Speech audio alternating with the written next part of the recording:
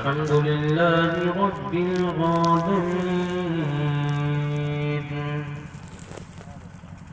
والعاقبة للمتقين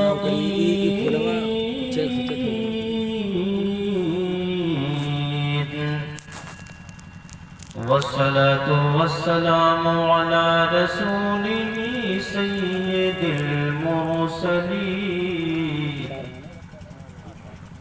وعلى آله الطيبين الطاهرين وأزواجه الطاهرات أمهات المؤمنين وعلى أصحابه المكرمين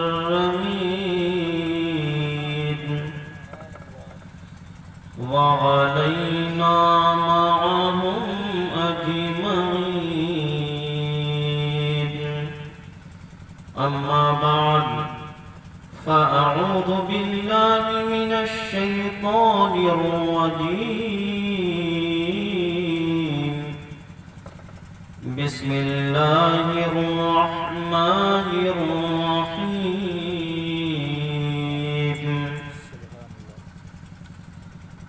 إن الصفا والمروة من شعائر الله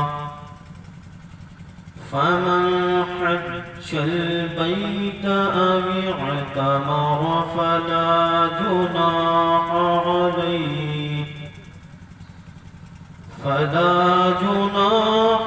عليه أن يطوف بهما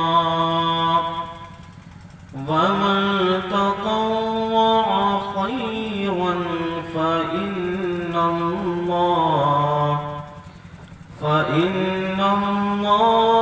شاكر عليم.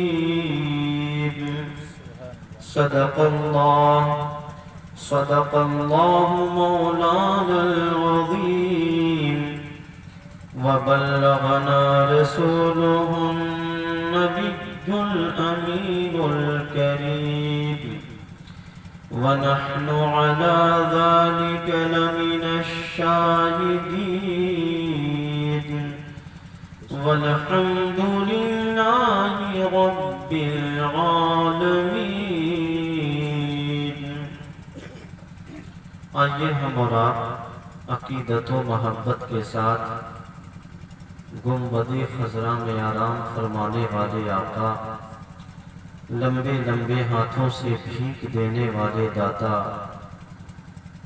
تاجدار مدینہ صاحب معطر پسینہ باعث نزول سکینہ، رحمت عالم نور مجسم فخر بنی آدم، صبح کائنات کے شمس الضحیٰ، شام کائنات کے بدر الدجا، ساری کائنات کے مرکز عقیدت و محبت مصطفیٰ جان رحمت، شمع بزم ہدایت نوشہ بزم جنت، کان لال کرامت معدن جود و حکمت نیر برج رفعت، عرش کی زیب و زینت فرش کی طیب و نزہت، ہمارے حضور جان نور شافع یوم النشور احمد مصطفیٰ محمد مصطفیٰ صلی اللہ علیہ وآلہ وسلم کی بارگاہ میں درودوں کا نذرانہ محبت کے ساتھ پیش کریں. اللہم صلی علی سیدنا و شفینا مولانا محمد طب القلوب و دوائیہا و عافیت الابدان و شفائیہا و نور الابصار و ضیائیہا وصلی وسلم دائماً ابدا. حضرات محترم، آپ نے نعتیں بھی سماعت کی، تقریریں بھی سماعت کی. تھوڑی دیر کے لیے میں آپ حضرات کے روبرو حاضر ہوں تو کچھ قیمتی باتیں جب اتنی دور سے چل کر میں آپ کے مابین آیا ہوں تو کچھ قیمتی باتیں جو آپ حضرات کے گوشے گزار کروں اس کو اپنی زندگی کے لیے انمول سوغات بنا کر ضرور دل کے حاشیے پر محفوظ کر لیں۔ لیکن شاعر ہندوستان شہنشاہ نغمات حضرت رجب ملکہ پوری نے مجھ سے فرمائش کیا کہ ترنم میں کچھ اشعار گنگنا دیں، تو ان کی فرمائش کا احترام کرتے ہوئے آیت رب العالمین معجزۂ سید المرسلین حجت اللہ فی الارضین آقائے نعمت دریائے رحمت کنز الکرامت جبل الاستقامت رفیع الدرجت حامی اہل سنت قاطع کفر و ضلالت مجدد دین و ملت شاہ امام احمد رضا خان محدث بریلوی رضی المولا تبارک و تعالی عنہ کا مشہور زمانہ کا نام چند شعر ملاحظہ فرمائیں۔ ایک بار اور درود پاک پڑھیں۔ اللہ رب محمد صلی اللہ علیہ وسلم نحن عباد محمد صلی اللہ علیہ وسلم۔ میں آپ حضرات کے مابین محب گرامی وقار عالی جناب صابر بھائی کی محبت میں ان کی دعوت پر رجب ملکہ پوری کے ذریعے یہاں تک حاضر آیا، اور یہ سب آپ لوگوں کی محبت ہے۔ اس سے پہلے بھی آپ نے میری گفتگو کو سماعت کیا ہے، آج بھی سماعت کریں گے۔ زیادہ وقت نہیں لوں گا، مختصر میں ہی، اور یہ چونکہ خوشی کا ماحول ہے، اللہ رب العزت کے فضل و کرم سے عالی جناب انوار احمد صاحب اور مہدی حسن صاحب عمرہ پاک کی سعادت سے مشرف ہونے جا رہے ہیں۔ بے شمار حدیثیں کتابوں میں مرقوم ہیں، موجود ہیں کہ حج و عمرہ کرنے سے انسان گناہوں سے پاک ہو جاتا ہے، ایسے ہو جاتا ہے جیسے وہ ابھی ماں کے پیٹ سے پیدا ہوا۔ اعلیٰ حضرت امام اہل سنت کا وہ کلام چند شعر ملاحظہ فرمائیں کہ حاجیوں آؤ شہنشاہ کا روضہ دیکھو، حاجیوں آؤ شہنشاہ کا روضہ دیکھو، حاجیوں شہنشاہ کا روضہ دیکھو،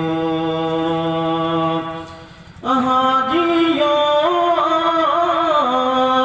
شہنشاہ کا روضہ دیکھو۔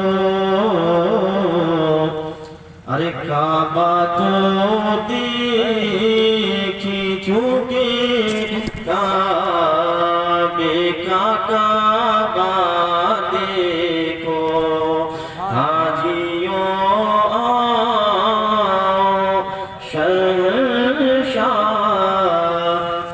کا روضہ دیکھو۔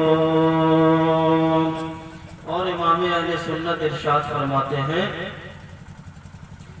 کہ آب زمزم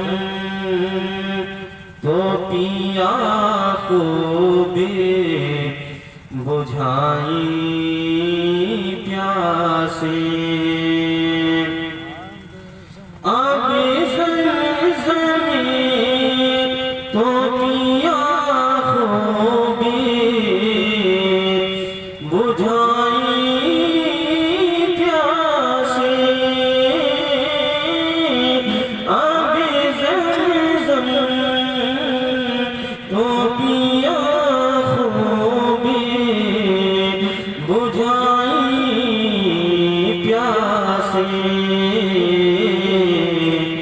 آجودی شہری کو سر دابی دریا دیکھو آجودی شہری کو سر دابی دریا دیکھو حاجیوں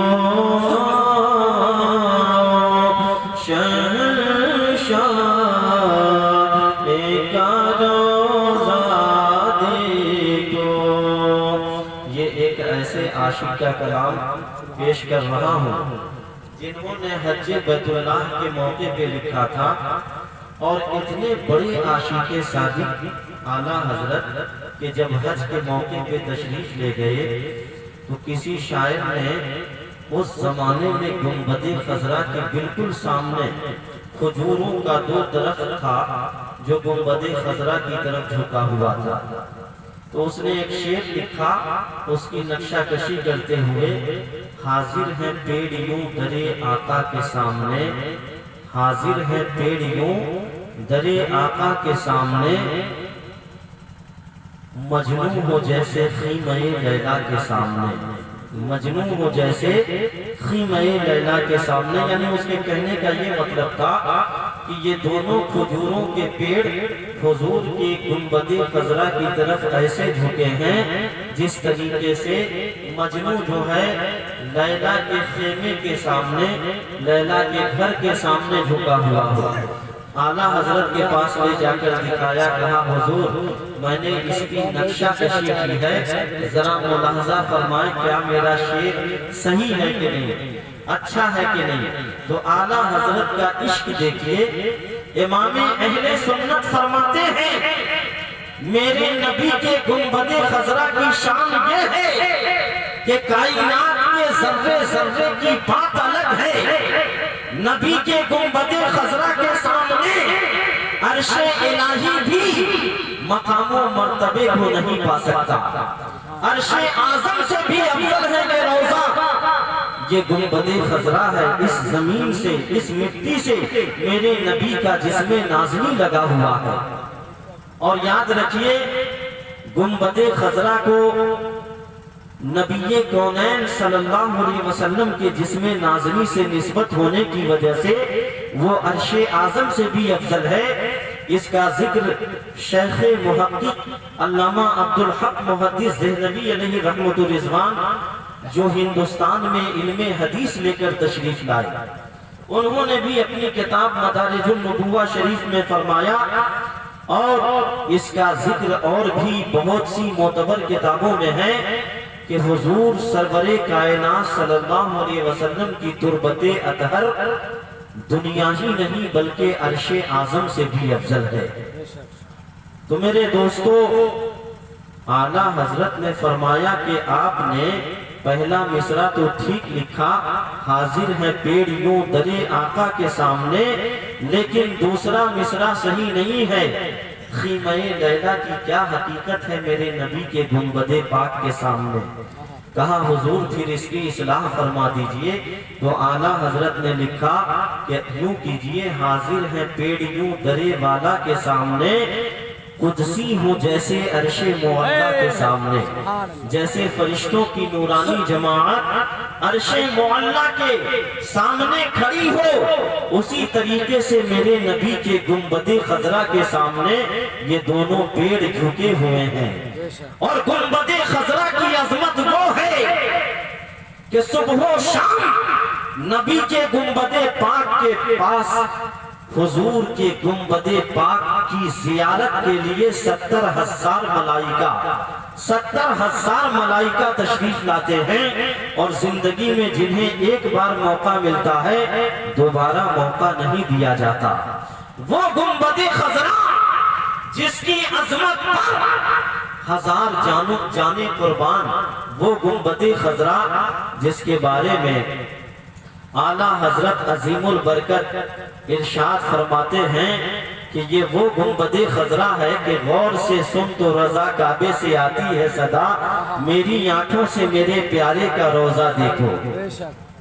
وہ فضیلت والا گنبد خضرا جس کی شان و عظمت کوئی بیان کر ہی نہیں سکتا، تو اعلیٰ حضرت کے عشق کا عالم دیکھیے۔ ظاہر سی بات ہے جو جس سے محبت کرتا ہے اسی کا ذکر بار بار کرتا ہے، اور عربی کا مقولہ ہے الاناء یترشح بما فیہ، برتن سے وہی کچھ نکلتا ہے جو اس میں ہوتا ہے۔ تو جس کے دل میں محبت رسول کا چراغ روشن ہو، عشق رسول کی شمع جلی ہو، یقیناً وہ صرف حضور کا ذکر کرے گا۔ اسی لیے تو اعلیٰ حضرت سے جب لوگوں نے کہا کہ حضور آپ بھی حاکموں کے سامنے اور نوابوں کی شان میں کچھ قصیدے تحریر فرما دے تاکہ وہ خوش ہو کر آپ کو انعام و اکرام سے نواز دیں اور اس طریقے سے دین کے کام کو کرنے میں آسانی ہو، تو آپ نے فرمایا کروں مدح اہل دول رضا، بڑے اس بلا میں میری بلا، میں گدھا ہوں اپنے کریم کا، میرا دین پارے نہ نہیں۔ نان پارا کے حاکم کی شان میں لکھنے کے لیے کہا تھا، اعلیٰ حضرت نے مقطع میں پارے نہ کہہ کے اضافت مقلوبی میں نان پارے کا ذکر بھی کر دیا اور روٹی کے ٹکڑے کا بھی ذکر کر دیا کہ میرا دین روٹی کے ٹکڑے پہ پلنے والا نہیں ہے، روٹی کے ٹکڑے کا محتاج نہیں ہے کہ آج احمد رضا نبی کی شان میں قصیدہ خوانی چھوڑ کر کسی دنیا دار کی قصیدہ خوانی کرے۔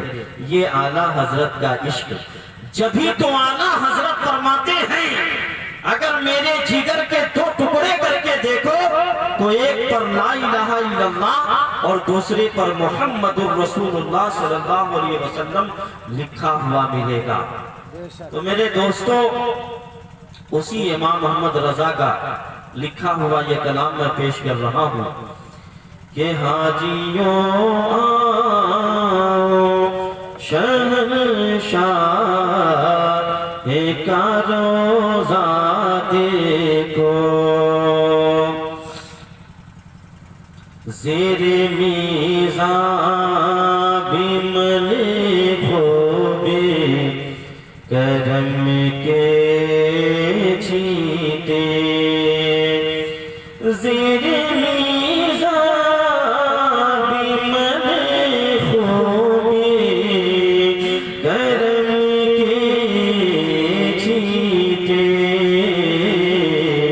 ابر رحمت کا زور برسنا دیکھو، ابر رحمت کا زور برسنا دیکھو، اور خوبیاں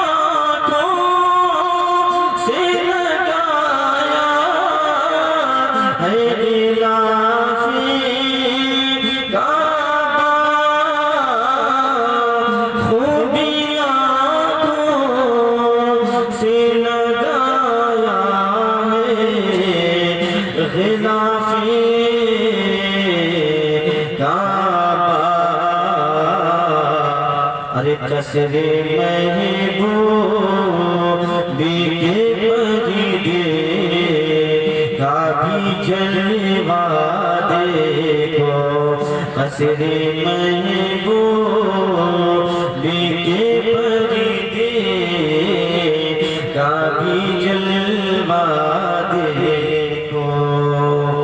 اتنا شاندار کلام اعلیٰ حضرت نے لکھا، لیکن چونکہ اردو ادب کے پیرائے میں امام محمد رضا نے عشق رسول کی وہ شاداب کلیاں کھلا دی ہیں کہ آج دنیا ورطۂ حیرت میں ہے کہ آج تک اردو ادب کے دیگر شعراء نے اپنے محبوب اپنے معشوق کی شان میں قصیدہ خوانی کی، لیکن اعلیٰ حضرت نے اپنے نبی کی شان میں اتنی خوبصورت قصیدہ خوانی کی اور ایسی ایسی بحروں میں شاعری کی کہ اردو ادب میں پہلے اس کا کوئی نام و نشان بھی نہیں جانتا تھا۔ اعلیٰ حضرت نے بحر وافر میں ایک طویل قصیدہ لکھا اردو ادب میں اعلیٰ حضرت سے پہلے چیلنج ہے کوئی لا کر دکھا دے، کسی نے شاعری کی ہی نہیں تھی۔ اعلیٰ حضرت نے لکھا زمین و زماں تمہارے لیے، مکین و مکاں تمہارے لیے، چنین و چنا تمہارے لیے، بنے دو جہاں تمہارے لیے، صبا وہ چلے کہ باغ پھلے، کہ پھول کھلے، کہ دن ہو بھلے، لوا کے تلے سنامے کھلے، رضا کی زباں تمہارے لیے۔ لیکن چونکہ اردو ادب میں اعلیٰ حضرت نے شاعری فرمائی، اس کو عام لوگ تو دور کی بات اچھے عالم بھی نہیں سمجھ پاتے۔ ان کو بھی سمجھانے کے لیے تقریباً اس کی تشریح، توضیح اور خوب کھول کر کے اس کا معنی بتا نہ دیا جائے، اچھے عالم نہیں سمجھ پاتے۔ ایک عالم سے میں نے پوچھا، بڑے اچھے قد آور عالم دین تھے، میں نے کہا اعلیٰ حضرت کا یہ شعر کیسے ہے، یہ مصرع، اس مصرے کا معنی کیا ہوگا، کیا مطلب ہے اس کا؟ اس میں کیا تھا، یہ جہان ہزدہ ہزار ہے، جسے چاہے جسے دیکھو اس کا ہزار ہے۔ تو اعلیٰ حضرت نے لفظ ہزار کو 2 مرتبہ استعمال کیا، ایک جگہ پہ ہزار کا لفظ لیا اور ایک جگہ پہ ہزار کر دیا، یعنی ہاں کے نیچے زیر کر دیا، اور دونوں کا معنی الگ الگ ہے اور دیکھنے میں ایک ہی ہے۔ بہت سے لوگ اس کو پڑھتے ہیں یہ جہان ہزدہ ہزار ہے، جسے دیکھو اس کا ہزار ہے۔ نہیں، ہزار کا تو کوئی مطلب ہی نہیں ہوتا۔ اعلیٰ حضرت نے جب پہلے کہہ دیا یہ جہان ہزدہ ہزار یعنی 18,000 کائنات ہے، اللہ نے کتنی کائنات کو بنایا؟ 18,000 کائنات کو، جسے دیکھو اس کا ہزار ہے، اور دوسرا جو ہزار ہے وہ عاشق کے معنی میں ہے۔ کس کے معنی میں ہے؟ عشق کرنے والا، دیوانہ، مستانہ، عاشق رسول۔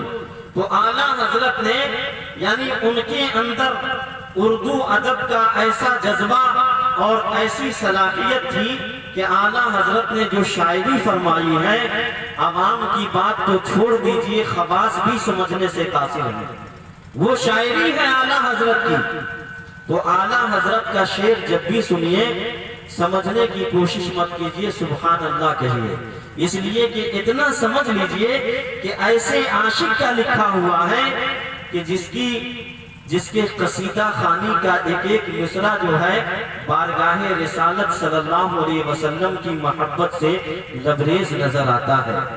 اعلیٰ حضرت عظیم البرکت ارشاد فرماتے ہیں کہ آبِ زمزم تو پیا خوبی بجھائی پیاسے، آبِ زمزم تو پیا خوبی بجھائی پیاسے، آؤ جو دے شہ کوثر کا بھی دریا دیکھو۔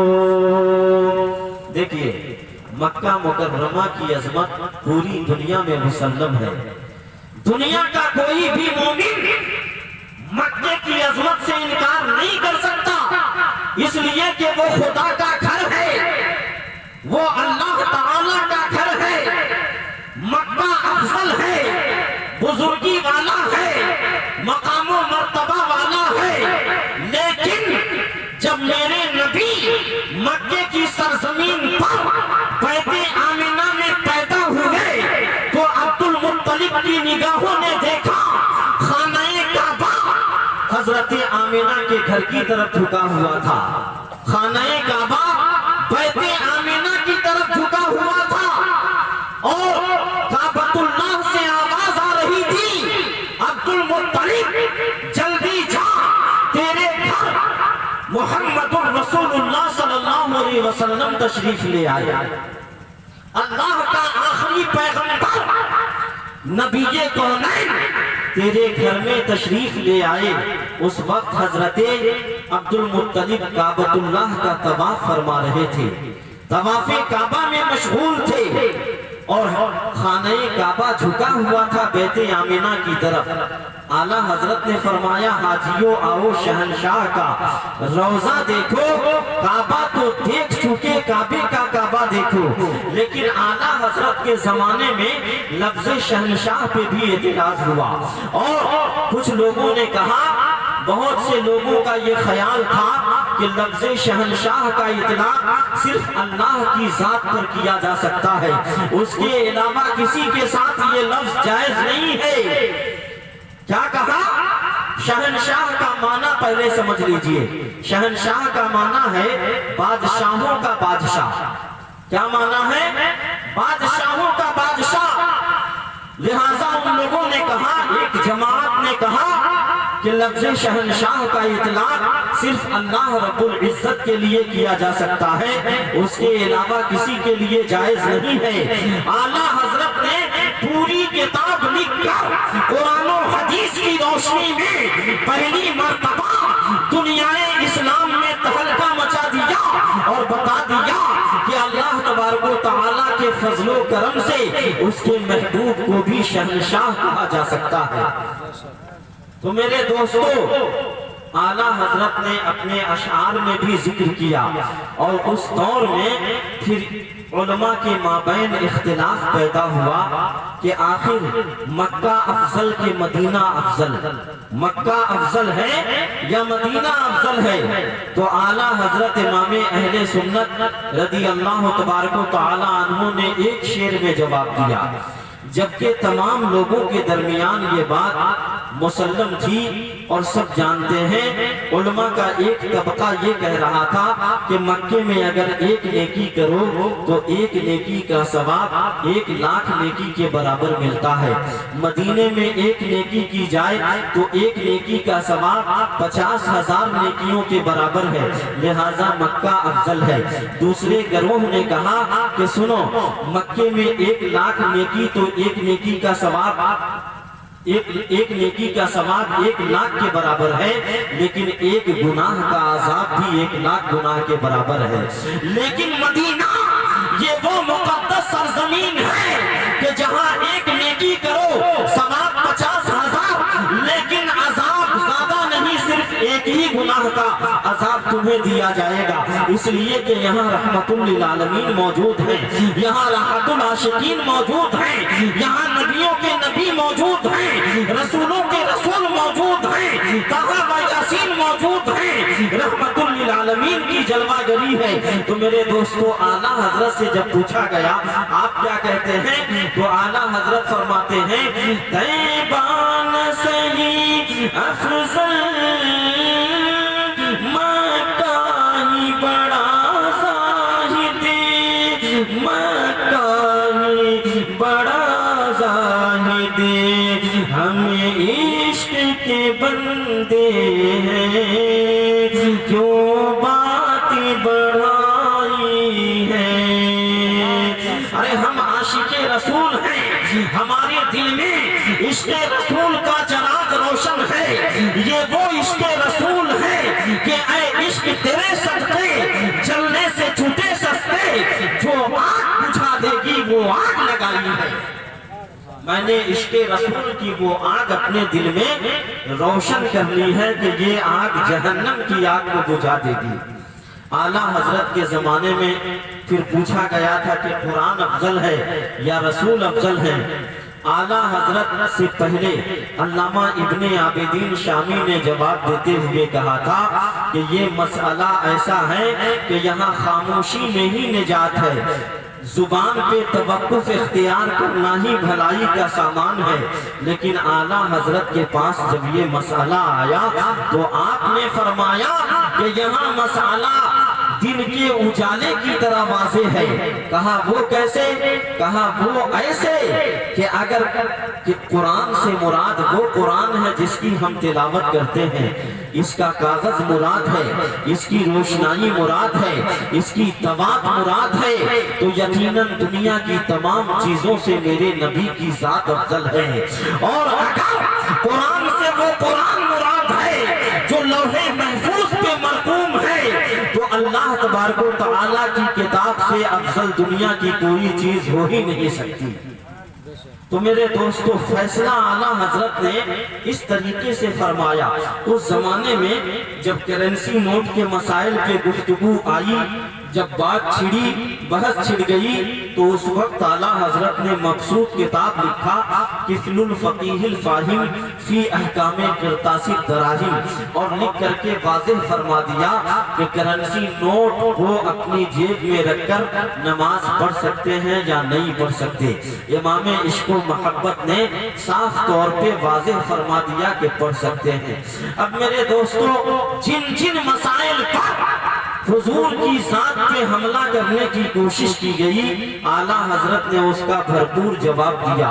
جب اعلیٰ حضرت امام عشق و محبت کے دور میں حضور کو دافع البلا کہنے سے روکا گیا اور یہ کہا گیا کہ حضور دافع البلا نہیں ہے اور درود تاج کا پڑھنا شرک ہے، بدعت ہے معاذ اللہ، تو اعلیٰ حضرت نے الامن والغلا نام کی کتاب لکھ کر اور تمام باطل کے ایوانوں میں ایسا زلزلہ برپا کر دیا کہ صبح قیامت تک وہ جواب نہیں دے سکتے۔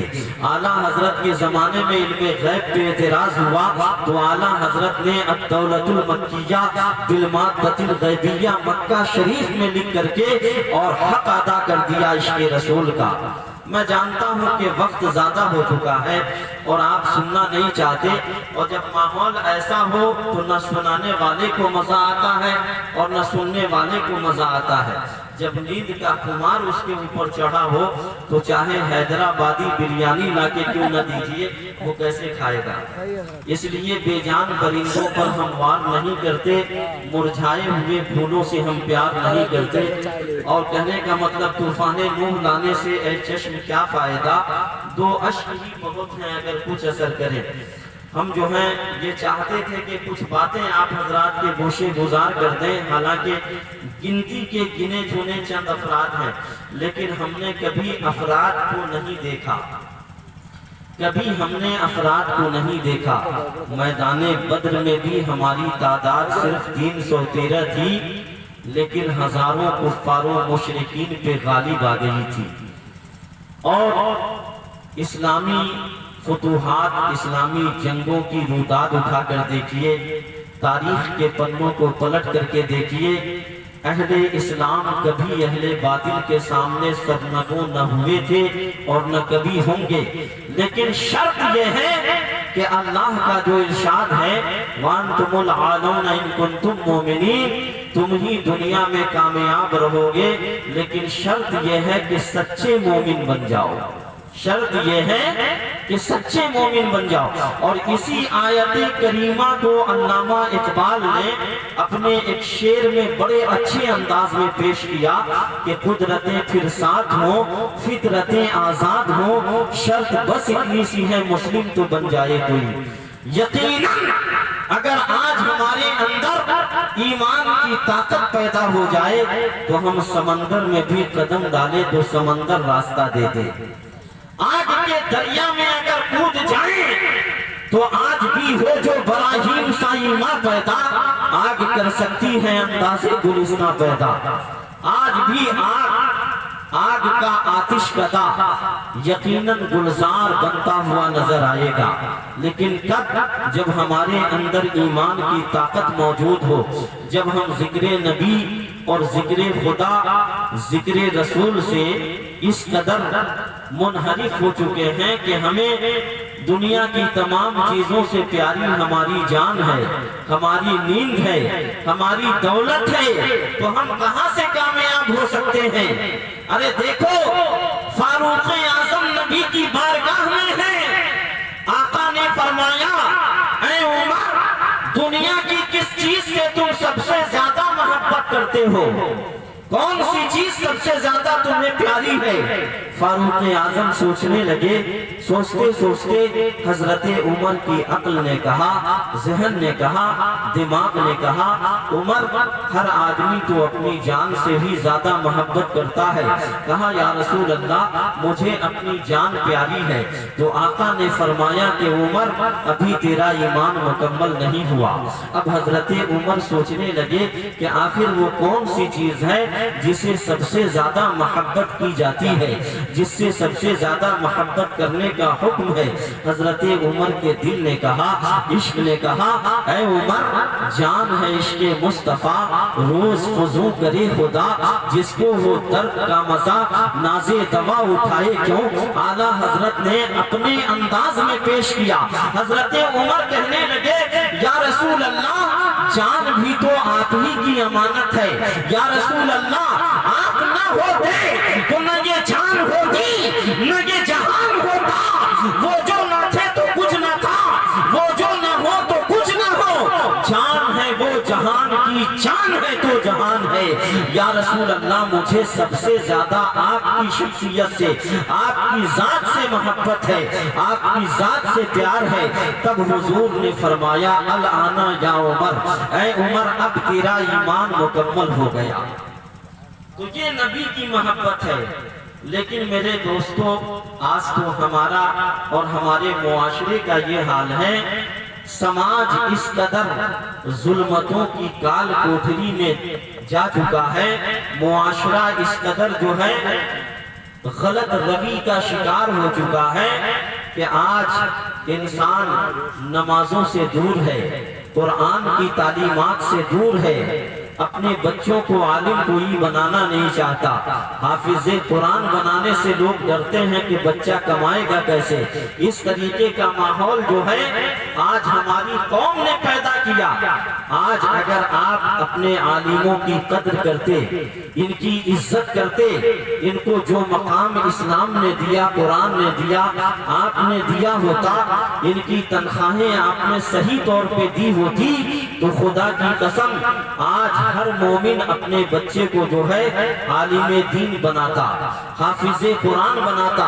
آج لوگوں کا ایمان اسی طریقے سے خطرے میں ہے۔